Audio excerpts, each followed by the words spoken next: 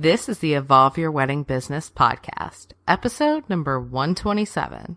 In a world where wedding professionals are struggling to market and grow their businesses, one podcast brings together top experts and actionable strategies to help you build the wedding business of your dreams. This is the Evolve Your Wedding Business podcast. Here is your host, Heidi Thompson.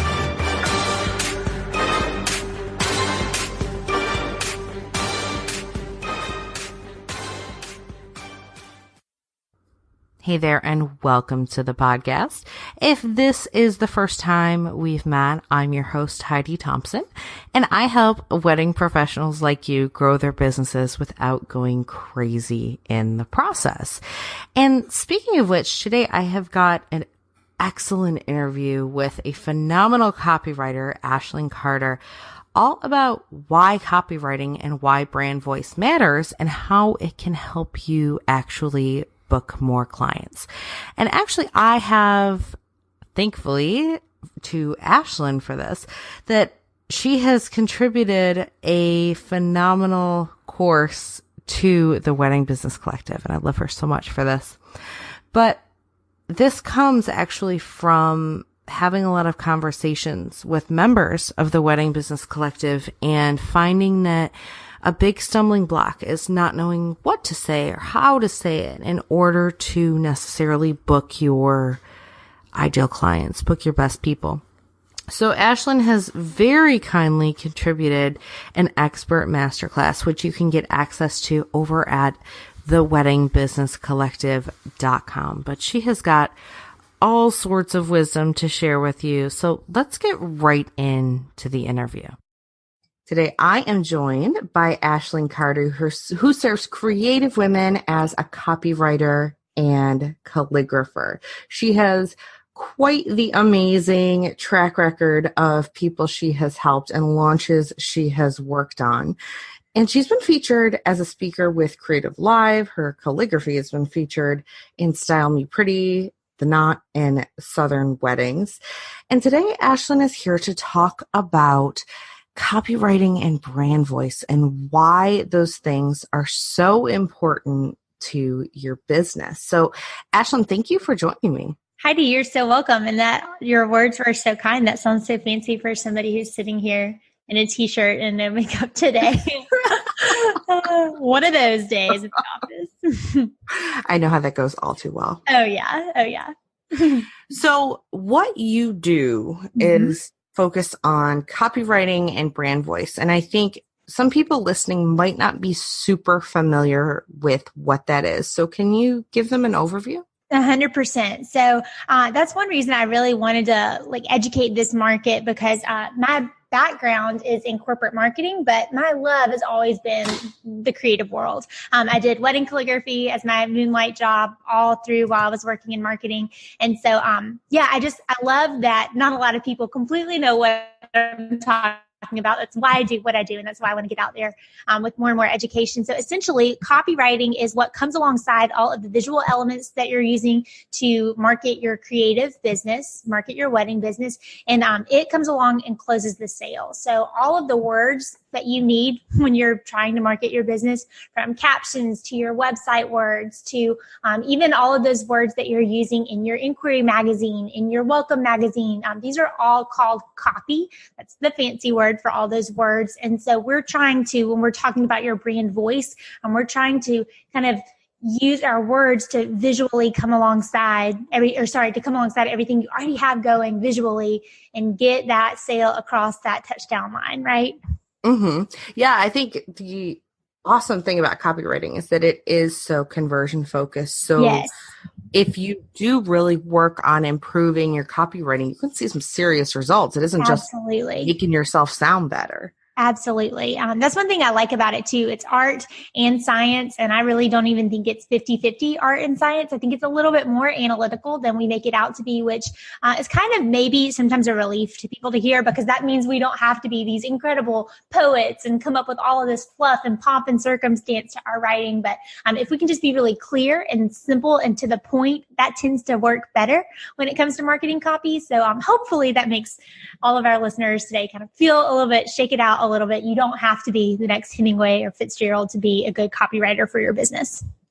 I think that's probably a relief to most people. Yeah. It doesn't have to be like this super complex thing. No flashbacks to high school English class or whatever. We want to keep it simple.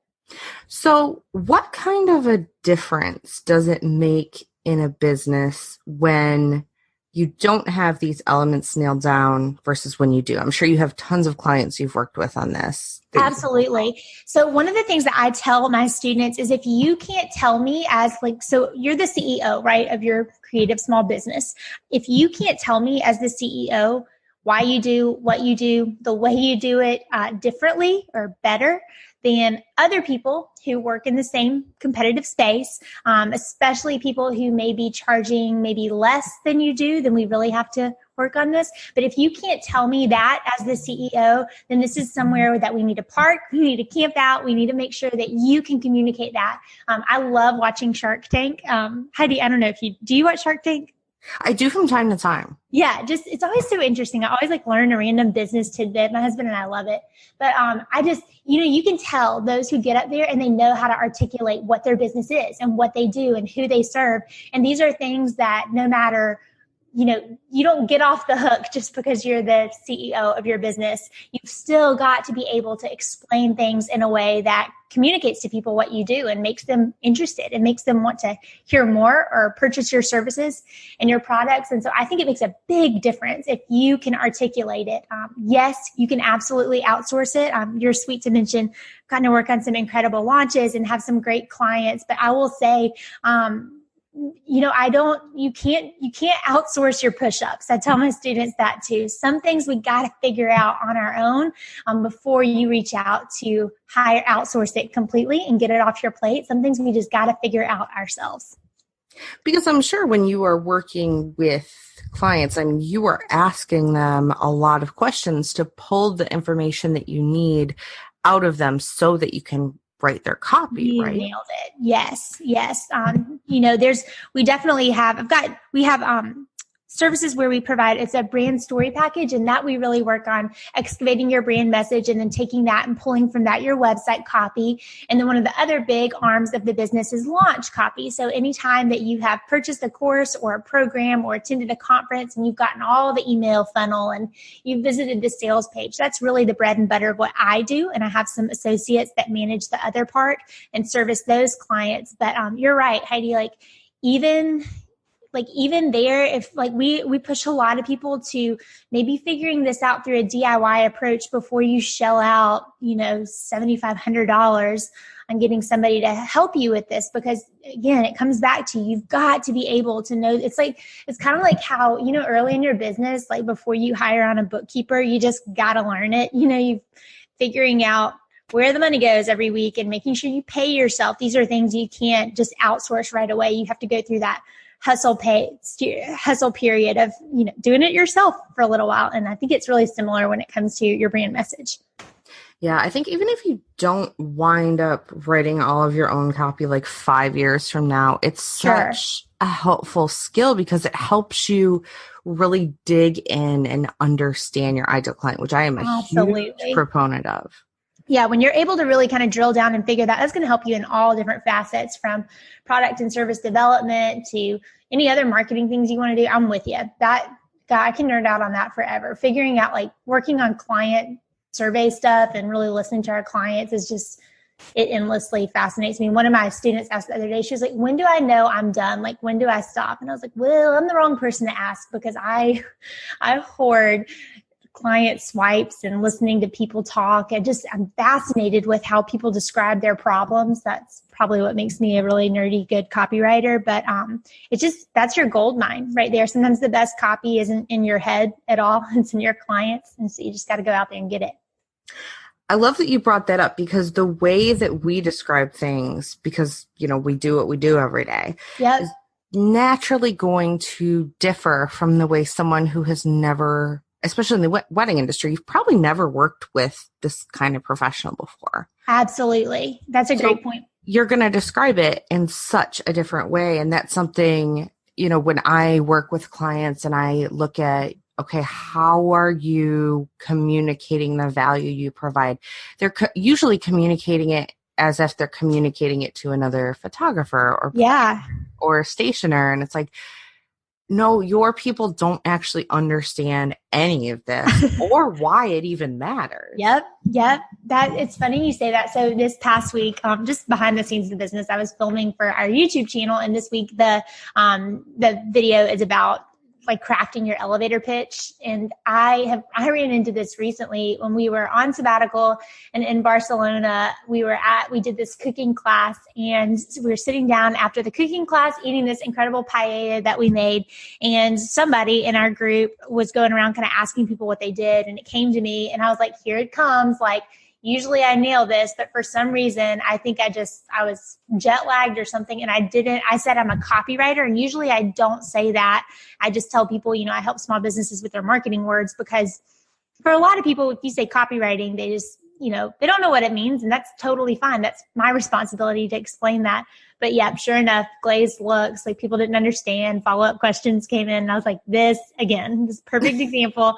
I'm too close to what I do, and I'm in a bubble with it. And I just need to remember that people that are outside my little bubble, same with listeners, people that are outside your bubble, some things are jargon. And if we can just make them clear, and again, just make them so simple for people to understand, that will help.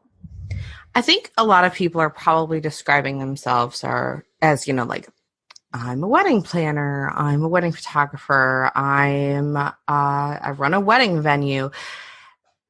How does that differ from the description of someone who has really done the work? What does that kind of pitch sound like? Yeah. So maybe we will have to, in the show notes, link this to that video, because I spent a lot of time on it, and we also are going to have a little freebie guide that goes with it.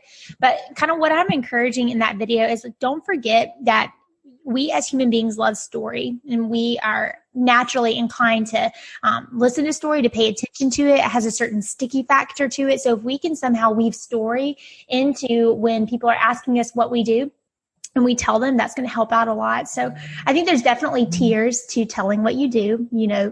Sometimes you kind of got to play your audience a little bit, and sometimes just giving them a little bit is all they really wanted, especially if they, we can both tell, like, when somebody's just being polite and asking versus when they're really interested and, want to hear a little more and you've got some more time to hang out. So if you do need to add a little more, then I tell my students, and I tell in this video, go ahead and tell me who you help out with, and then kind of what that end result is. Like, take me to that happily ever after. What result do you help people get? And what problem did you see?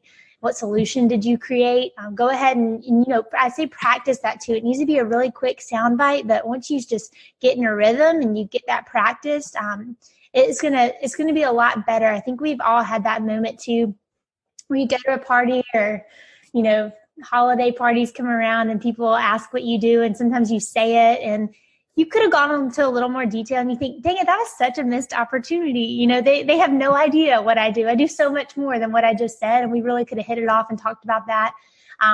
So that's one way you can alleviate that, is really figuring out how to weave in story like that video is going to teach through. I really like that you just called out focusing on who it is that you help and what you help them with, because I know the way I describe what I do, and this is definitely through studying copywriting and learning what works and what doesn't. I could say I'm a marketing and business strategist, but that's kind of dry. So I usually say I help wedding business professionals grow their businesses without going crazy in the process. Oh my gosh, Heidi, see, that's exactly what we're talking about here. That's so much better. And I think too, like, people can sniff out a sales pitch from a mile away. And sometimes when we use like jargony words, or, we say, I transform lives every day, or something like cheesy, like people don't like stuff like that. Like, people just want to know, like, how do you help people? How do you, what do you do to make a difference? How do you help people without you being some cheeseball answer? I love the way you phrased that. That's exactly what it is. It's so simple to understand too. Like, everybody knows what you mean when you say that. It's funny too, because I initially was going to use make more money instead of grow their business. And I tested it, and make more money flopped. I was like, Interesting. oh, okay. So when you tested that, how did you test it? I just straight up put it to a poll in my Facebook group. Love it. And grow your business absolutely demolished make more money, which encapsulates make more money. But yeah, so testing that was really interesting because to me, I equate those things as, essentially the same thing. What difference does it make? And I'm sure a lot of people think that about the words that they choose. And I was like, holy shit, this makes a significant difference in how people perceive what I'm saying and what I actually mean by it. Absolutely. There was some study, and I wrote about it a while back, but there was a study I'm going to mess it up now. It's like not in front of me, but two cars hit one another, and it wasn't that bad, but people, when they were told the story and they had to guess what speed they were going, when they said collided versus when they said hit, people estimated that they were going at different speeds in this psychological study than they were. Obviously, like one word, I'm pretty sure it was probably collided. People assumed they were going a lot faster. It's just we have natural assumptions with words. And I have a client who works with online influencers and teaches them how to grow their businesses as well. And we were sitting around talking, and so many of them have had like negative reactions to saying I'm an online influencer or whatever. And so some of them have started calling themselves content creators instead, because that's definitely what they do. And, some of them are very much still like, no, I am an online influencer. I've worked really hard in the influencing space. And I think that's fine and dandy as well. It's up to you ultimately to choose those words that you're going to use to market your business. But I just thought that was a really interesting point too, like be aware of what people think when they hear certain words. Yeah, I see this come up a lot inside the Wedding Business Collective. Once a month, I go through one member's website, and look at how they can improve. So one area that comes up time and time again are the bullet points of what a package includes, because they are almost always 100% features. Yeah.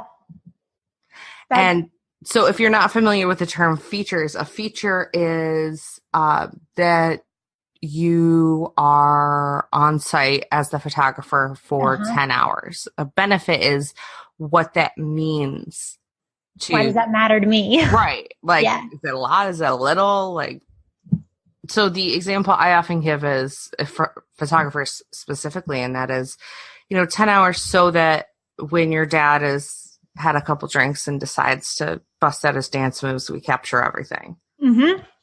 There you go.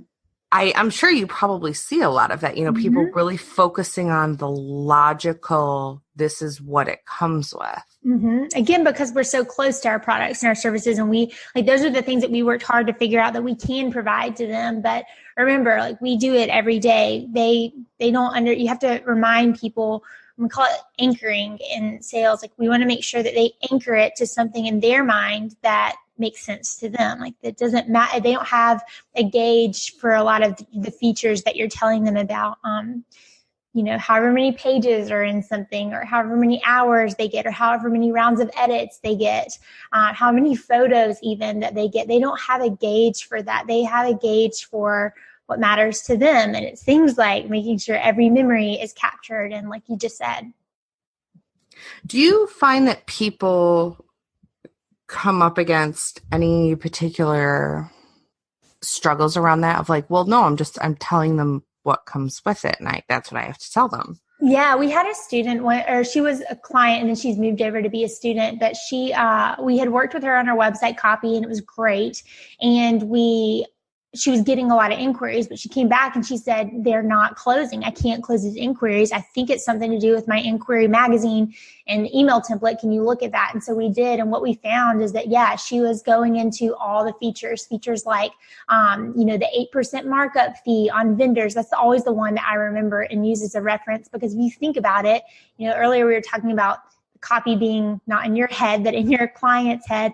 I didn't, when I was getting married, I didn't know that the word vendor was something I needed to think about when it came to my wedding. Like I knew planner, photographer. I just hadn't, to me, a vendor was like somebody at the fair or like, I just didn't, that's a word that we use in what we do, but it's not a word that not everybody that uses on a daily basis, and especially talking about the markup fee, like that was TMI right off the bat. Like the bride, the client, the audience here had no context for that. So just to get to your point and what you're saying, I do think that struggle comes up a lot because if you look at it from our point of view as the creatives, as the entrepreneurs, we're just trying to run the most integrity-filled, honest businesses that we can. And one way that we know how to do that is to explain everything and be really upfront and honest and open about our process and our systems and what we're doing for our clients.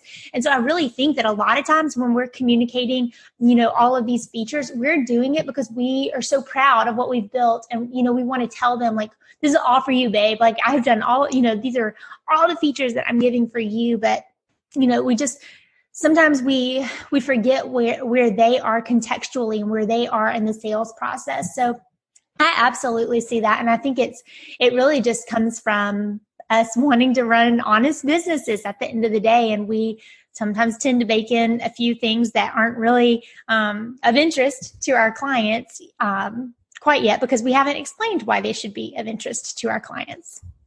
I think that can really shoot you in the foot too, because if someone, doesn't run a business and doesn't understand that markup is required to keep businesses running, they're going to be like, whoa. Why are you charging me 8% more? Yeah. Because, that can feel like, hang on, you are ripping me off and you're telling me about it. Yeah, there's a way to communicate. Like, don't get me wrong, everything. And I'm working through a new program that we have talking about like the client experience and communications throughout your client experience. You need to be communicating these. Like I learned it from my lawyer and I agree with it. There should be nothing in your contract agreement that you're not expressing to your clients in another way. Like that's fair, right? Like anything that you have in that agreement, you need to also do them the due diligence of making sure that they understand. Like none of us wants this big, long, messy contract that we sign and we feel like there was probably something hidden in there that we didn't understand, right? So we do need to communicate these things. But again, it comes back to what you're saying, like showing people what's in it for them, why we do certain things the way we do. And maybe the time and the place for that is, it's like dating somebody. It's bit by bit by bit by bit. Your sales process is like dating somebody, and you're not going to just immediately tell them all your baggage or tell them, propose on day one. You're going to inch into it. And so while things like the markup fees and the processes and all of those different stipulations that they're going to sign on the dotted line and agree to need to be communicated, there's a process to that. We need to get them to that point, but it's not necessarily in that first pricing magazine that goes out to them or that first inquiry email template that you have canned away in your arsenal. Yeah, I think it can definitely, in the name of transparency, just come across as like total word vomit. Like, here's everything I have. Like, that's a good word for it. Absolutely.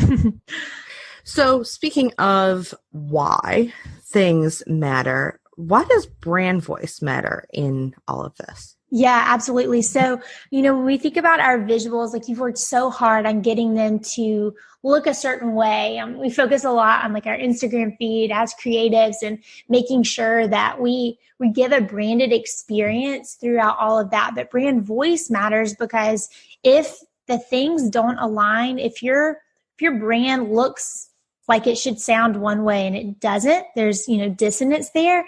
That kind of strikes us as odd. Like that's a trust thing. And if we think about, again, marketing and sales for our businesses, that we're trying to build trust, right? We're trying to build that know, like, trust factor. And one way that we know, like, and trust people is knowing their voice. I relate it sometimes when I'm talking about voice to handwriting. You know how you always how you knew your mom's handwriting, like you just knew it, and you know your best friend's handwriting. It's very similar with your voice. You want your clients and your customers and your big true fans to know your voice like your handwriting. And so that is a way that it's so important because it builds that trust. And I also, when it comes to talking about voice, I think that a lot of us maybe inadvertently take on voices that we see as leaders in the industry.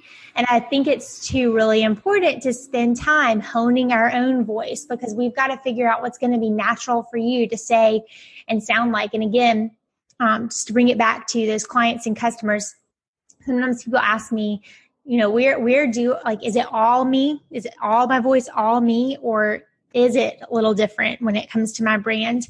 And the answer is it's where those two circles overlap. So you've got the things that you sound like, the things that you say, and you've also got those things out there that your client and your customers want to hear. And where they overlap in a Venn diagram, that's going to be where your voice lies, where all of the messages that you need to say lie. Does that make sense? Yeah, it does. I think people, when they think about brand voice, might, if they've seen it portrayed in this way, go the route of thinking that it has to be very like put on and theatrical. Yeah. I think you're right. I think a lot of people make it some big thing. It's not. It's really just, and again, what I was saying at the very beginning, we've got to be clear. You don't need to be some crazy, poet to make words sound good. We need them to sound simple. We just need to, the point of sales and marketing is to, get people to the next step in the process and get them what they need, get them what they expected, get them what they were looking for. And so as your voice is going to come alongside that and weave into it, but your words should all be able to stand alone without crazy phrases thrown in there. They need to be able to stand on their own. And so that's something that I'm really passionate about as well. And I know in the workshop you're doing for the Wedding Business Collective, which I'm very excited about, you talk more about how to develop this, but is there a starting point someone could take today to really start to pay attention to this? So I think knowing, and this is probably, I don't know about you and listeners, but I'm guessing for all of us, entrepreneurship was the most interesting experiment into learning more about my personality, right? All of a sudden you become a really good student of yourself because you start to realize that, your habits affect your business and that kind of thing. So I think it starts kind of there. We need to look at ourselves and what are you naturally more inclined to write? What is your voice? And I did a lot of research on that back when I worked in corporate agency, and I used that to build a quiz. So I do have a free quiz. It's at ashlynwrites.com/quiz, but hopefully that can give a starting point to listeners. If you've never figured out your voice before, that can help, because what we need to do is track down, are you a little bit more strategic? Are you a little bit more emotional when you talk? Where do you fall naturally? Just when you're talking to me, Heidi, we have different personalities. We come from different parts of the country. We're going to talk differently. So that's where I want people to start, usually, especially those of us who are so involved and intertwined in our businesses. That's the best place to start. And then from there, we can figure out things. I really love that quiz. I took it myself, and I think it's a very easy access point for people, because if you the concept of what is my voice, that's so insanely introspective. It's where do I even start? And I think it freaks, I love that. Yeah, it freaks people out. It's not, and the quiz is supposed to be fun. It's not, it's fun. It's kind of silly. It works, but at the same time, just like you said, we can't make it out to be this esoteric pie in the sky kind of thing, or else we're never going to do it, right? It was just, the point is to figure it out and get to the next step so you can keep doing other things in your business. Do you find that people that you've worked with, students or clients, are sanitizing their voice at all? Oh, that's a good question. Yeah, I do. I think especially, who I think is the biggest culprits of it all, those of us who work in the wedding industry and those of us who worked with a more luxurious client. Oh, yes. Yeah, there's a way. I love talking about like luxury marketing. And I just think studying luxury marketing in general is fascinating. Also, I have to shout out, she's on your side of the world, Splendid Insights. My friend runs that business. Have you checked out their stuff before? Yeah. Their data is really interesting. So interesting. She just studies, like she's a data analyst and studies luxury weddings. But so I love like reading her stuff, but just in general, like looking at how luxury car brands market themselves, because a lot of, businesses in that space, despite the recession, still grew. And so it's just interesting to watch what they do and how they market. But I think we have this idea that we have to sanitize our voice if we want to move into a luxury space. And I don't think that's true. I've seen many, many clients of mine who have high-end luxury wedding businesses be themselves, and it works out just fine. So there's, you want to, again, Venn diagram it. Like you don't want to be all in you or all in your client. You want to find that place that meets it in the middle. But I think that's so interesting that you said that. I definitely think we can, if we're not careful, clean up things a little too much to where we sound like robots and not humans. I'm really glad you brought up the luxury end of things, because I think when people start to move into that space or they raise their prices to a point where they are among the highest in their area, they can feel like their voice has to sound like one of those ridiculous cologne ads. And you're just like, what? Right. What was that? Right. Like that's not what they're like. If we think about those clients who want that white glove experience and maybe what they were used to growing up or what they're just used to in their day-to-day life, it's a service thing. They expect a certain level of communication and feedback to them and awareness of when they're going to expect the next thing. It comes down, I would say, even more heavy-handed, less than, the words that we're using on our client experience. And are we making it up there? So I think like kind of putting on airs and talking a little bit more pretentious is not the way to go about that. It's, really vetting our client experience and making sure that the communication, which again is some copywriting, in there is clear, and that we're telling them what to expect, and that we're telling them when they can hear from us and how to get in touch. Like if you think, I always think about like that great fancy hotel that you've stayed in, and you just always have those memories. I guess I don't do that enough to like have a ton of memories for it. So to me, I remember those moments and like feeling waited on, feeling heard. And I think that was more important than them, the words that they used when they were communicating. Yeah. And I think then there's this weird distinction that I think a lot of us make because of the way those markets are perceived, that you have to be all business all the time, and that it's like this personal versus professional, whereas I think it can be much more of a blend. Yeah, I totally agree with you. I think a blend is, especially too, like many of us service a younger demographic. Like we're not servicing people who particularly love the stodgy kind of feel. A lot of us work with millennials and, a crew who's used to maybe a level of a little bit more casual luxury. And so I think it's perfectly okay for them to overlap.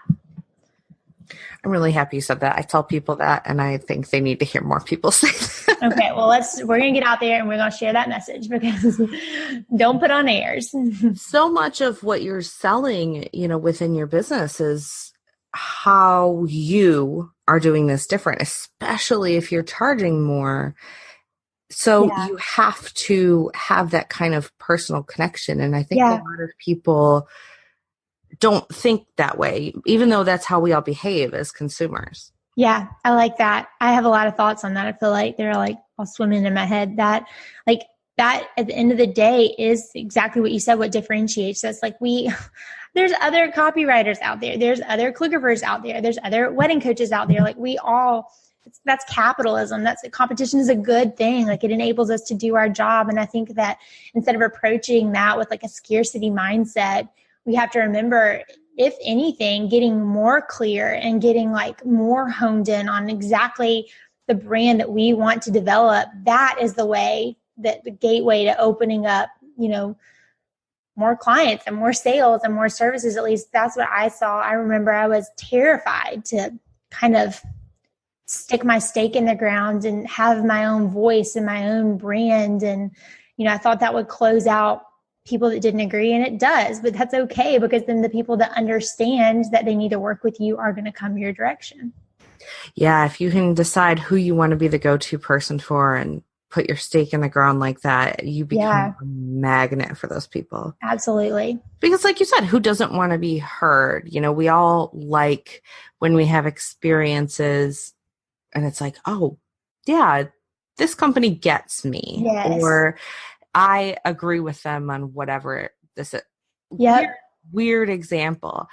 I do my banking with Capital One, and I've noticed that anytime I have to call them, they interact with me in a very different way to other banks. So when you explain the problem, they're like, oh, that really sucks. Let me help you with that. As opposed to like, I appreciate your call and I would be happy to help you with this issue today, Ms. Thompson. Like, I love that. Is a killer example. Have you told your students in your membership community that? Or like, I honestly don't know, but that is such a good analogy. That's great. Because it's like, oh, thank God I'm just talking to a person and they're just going to deal with it. Like, that's all I want. Like, I can't log into my stupid bank account. I just want to be able to log in. I'm like, oh, it's super annoying. Yeah, let me fix that for you. I love that. Like, if we think about like your website copy, like same kind of thing. Like, don't have these, just be communicate to people like you're talking. That's one thing I tell, like, if you're just brand new at copywriting and figuring that out for your business, we want to get it more to a place of sounding like you talk and cleaning that up a little bit for online readers. We don't want to just voice record everything and slap it up on your website when you get a transcript, but really trying to figure out how to talk like a human and not a robot. That is what voice is.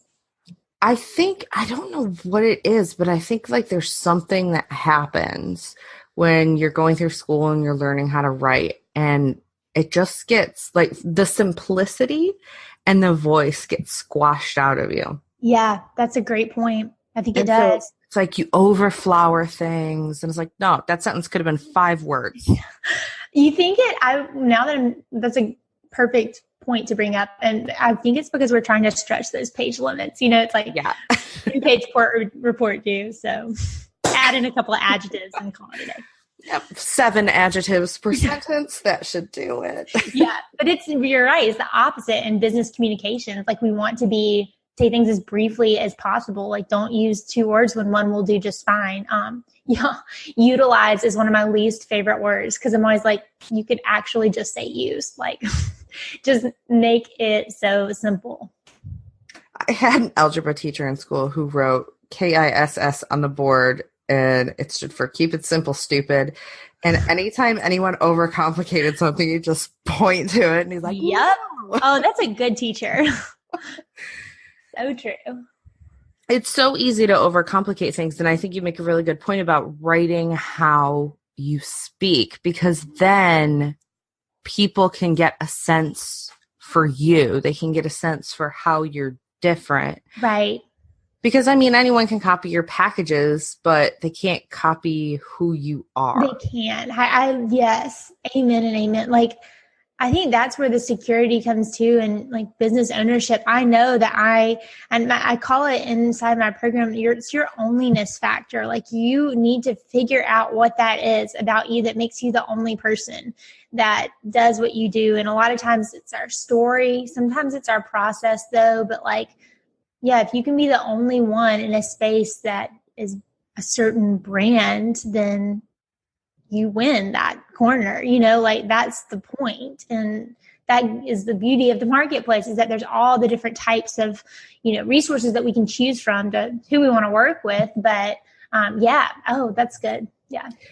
I'm glad you pointed that out. That is something I feel like I harp on a lot, and is the crux of a lot of stuff I write about, including my book, because you can be a photographer and you can compete against all the photographers, or you can be the go-to photographer for brides who love tattoos and are covered in tattoos and want to show them off in your local area. Then you can charge substantially more because Yep.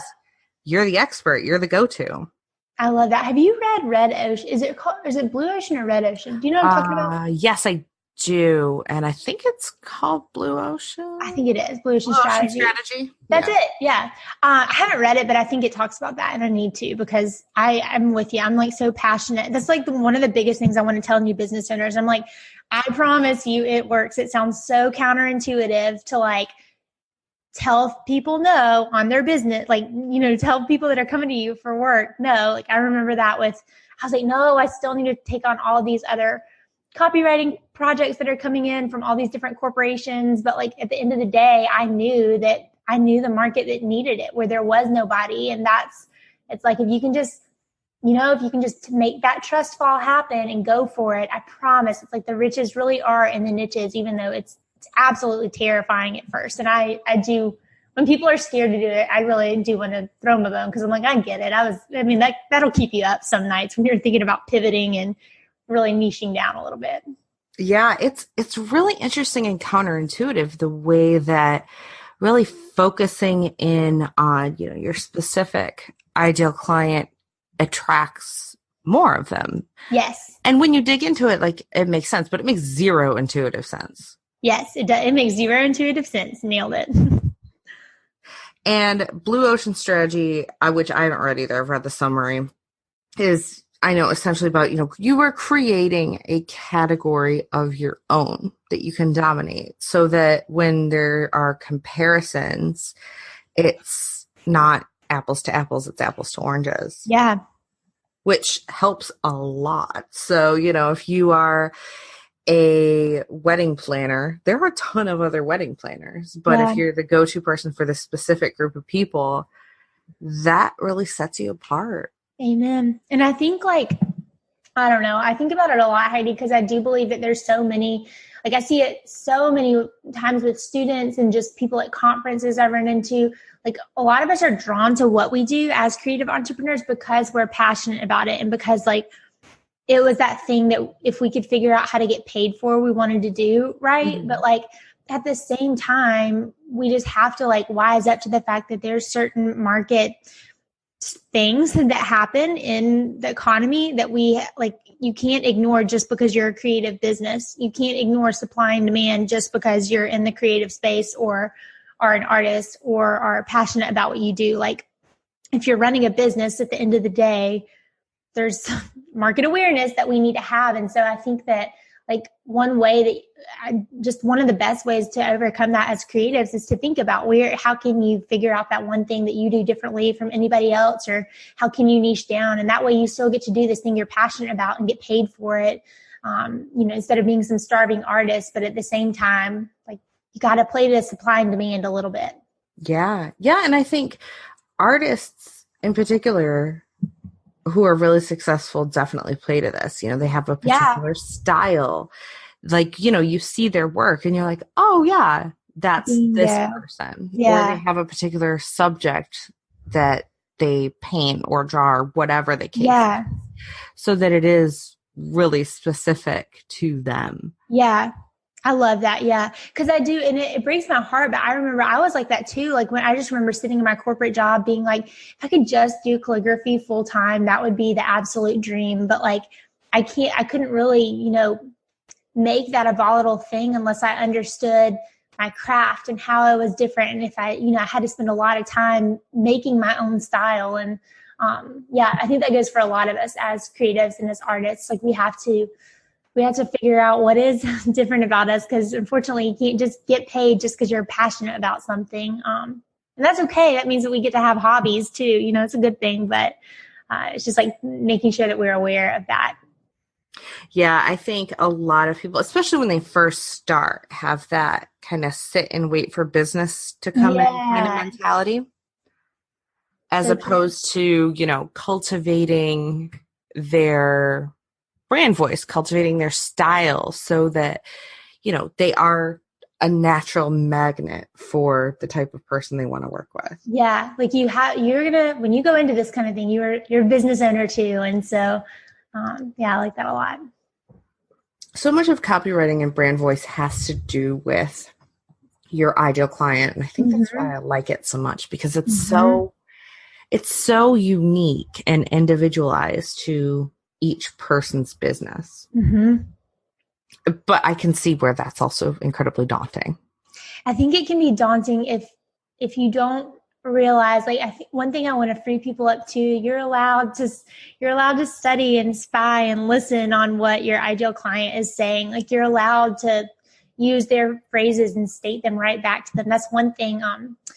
Actually, in that Creative Live class, I think you referenced it earlier. One thing that I tell people in your inquiry response, like one thing that you need to be doing, a simple little system you can add, is make sure in your contact form, you are asking them how, like, what are you looking for in a wedding photographer or in a venue, or what's been hard about this process so far? You know, asking that kind of question, because the answer that you get back there is going to be your little gold nugget that when you reach back out to them in your inquiry, you can say, hey, I totally understand what it must feel like to blah, blah, blah, blah, blah with their problem. So, like, that's a copy swipe that they've given you. They've directly told you what that problem is. And so, like, we like turn around and directly use it right back. Like, you have, that's allowed. You can kind of, you know, we were talking about like breaking some grammar rules earlier that you may have learned growing up and making things a little bit different, but the same goes for all of the different swipes. That's not stealing. That's being really smart. You know, when you see snippets on the internet somewhere, or joining Facebook groups and listening in on what people are saying. One of my favorite things to do as well is look at Amazon reviews. And, you know, for one time I was working on a project for a wedding photographer and looking at, you know, books that teach about wedding planning and wedding photography. Look at those look at those reviews and see what were the problems that people had with it. Again, like, that's not going to be your dream client. Is probably not the one that's buying the DIY your wedding book, but what were her problems? You know, what did she say the book didn't help her with? You know, I'm still so confused about how to pull together my address list or whatever. Like, those little things are nuggets that we need to be aware of as we study our ideal clients. I am such a proponent of interviewing your best clients. Yeah, it's one of my favorite things, because they will tell you exactly why they chose to work with you, what else they thought about, what else they looked at, and, you know, how they would describe you if they were referring you.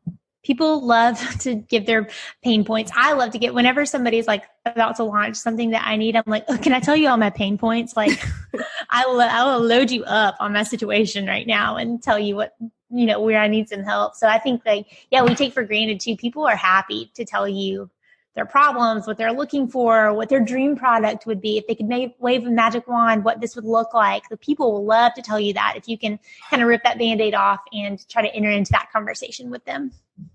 I love it. And that's where all of this starts. You know, the copywriting, the brand voice, like you said, is definitely a large part research.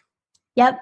Like, I think that surprised one client. I was working on our launch recently, and I usually have to tell them, like, hey, I'm going to go into my cave for a while, like 3 or 4 weeks, in like heavy duty research. And then I'll be giving you these deliverables.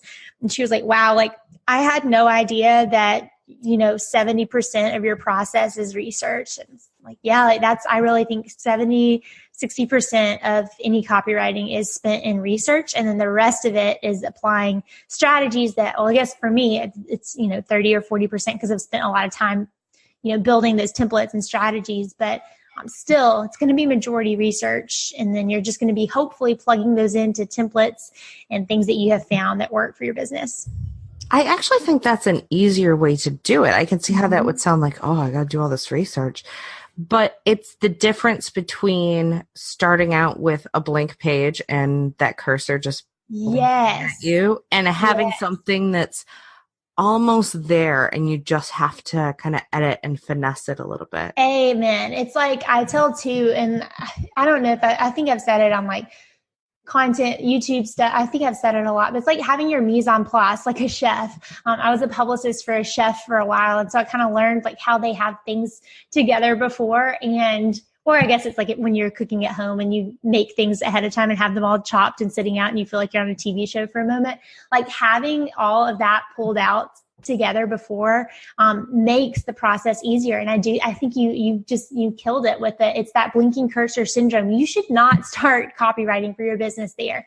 You need to have your voice developed. You need to have your mission statement, your core values, your elevator pitch. Like, you need to have a whole arsenal ready to go. And then you also need to have all that research. And once you have that, it's really just a matter of looking at templates that work, which copywriters are happy to teach you about templates, and just applying what you've put together and fitting it in. It's a little bit more, I think, paint by numbers than people realize. Don't get me wrong. It's like copywriting's still a challenge. I wouldn't love it as a job if it weren't some kind of a challenge. But I do think that when it comes to, it's a lot more doable than people understand. I hope that has people thinking that they can actually take steps to do this. Yes. Because if you can figure out what to say, when to say it, you are going to close so many more sales. Yeah. Like we said, like you've got to figure out to an extent how to do this, because you can't just, I'd say too, like, hire in a copywriter for the big kahunas, for your big launches, for like those times where you got to bring in hundreds of thousands of dollars on a sale or something. But like for your day-to-day business operations, I do think that there's a point where you need to be able to make sure that you can, type confidently, because you've still got captions, you've still got emails to send, you're always writing for your business is never going to go away. That's one of those jobs that we all just have to do as business owners. And so knowing how to properly communicate is a skill that you just got to learn. So figuring that out is really important. And as a great starting point, both your brand voice quiz and the workshop we have from you, I will be sure to link to both of those in the show notes. But Ashlyn, where can people find out more about copywriting and brand voice and everything that you do? Okay, so I was a complete addict to freebies before I left my corporate job, and just like learning as much as I could about something without paying. So like I make it my goal to try to just do as much as I can. So at ashlynwrites.com, we have a blog that runs all the time. I teach weekly on YouTube, different classes. And so that is where you can find me. And I'm also on Instagram at Ashlyn S. Carter. But hopefully when it comes to resources, we've got something somewhere in the years of business that can help you out and get you started. Awesome. Thank you so much, Ashlyn. You're so welcome. Thanks for having me on, Heidi. I appreciate it. I hope you enjoyed that interview with Ashlyn as much as I did. And I have got all of the resources that we talked about for you over in the show notes at evolveyourweddingbusiness.com/137. And if you want to learn even more from Ashlyn and how to book more of your ideal clients, join us over in the Wedding Business Collective for her Copywriting Expert Masterclass. And you can sign up for your free 10-day trial at theweddingbusinesscollective.com. If you enjoyed this episode, I invite you to come join me inside the Wedding Business Collective. It is the place to be if you want to grow your wedding business without going crazy in the process. Inside the Wedding Business Collective, we have over $4,000 worth of courses on everything you can imagine, from productivity to creating a marketing plan to Instagram to Facebook ads to pricing. The list goes on, and the course library is constantly growing to fit the needs of the members. You will also get access to me as your wedding business coach and sidekick, and you can ask questions and get feedback in our incredibly supportive community of creative wedding professionals, or dig into a problem deep with me on one of our group mastermind calls. Now, there's even more than that inside the Wedding Business Collective, so go find out all about it and start your free trial at theweddingbusinesscollective.com. Be sure to use coupon code PODCAST to extend that trial to 14 days. You have got nothing to lose, so go take it for a test drive and see if it's right for you. I'll see you there.